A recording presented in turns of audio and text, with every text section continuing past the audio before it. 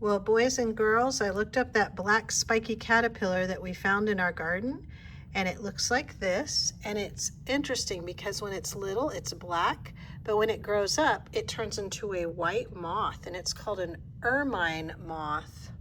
Isn't that interesting? Here's what the grown-up looks like once they have their cocoon and hatch out. Ermine was a famous fur that kings and queens wore. It was white with black spots on it. And so these are native to England and other countries that had kings and queens, so they named it the ermine moth.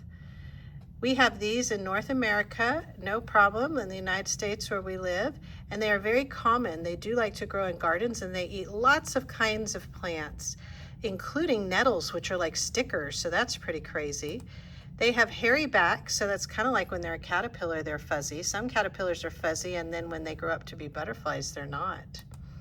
Here's some different pictures of them. He's looking at you.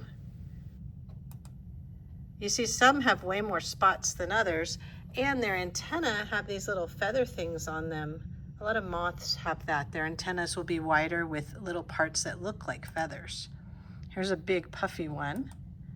And here's what some of their caterpillars look like, but here's the ones we found in the garden. Now remember, you never want to touch a caterpillar because they could sting you, and especially these spiky ones are super stingy.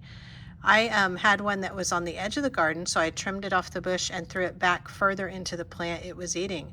The ermine caterpillars we found in our garden were eating our oregano. If we have too many, we'll have to get rid of some because they're very common, but right now we only have a couple, so far so good. The ermine moth caterpillar. When you see one in the garden, do not touch it. Let it grow up to become a moth.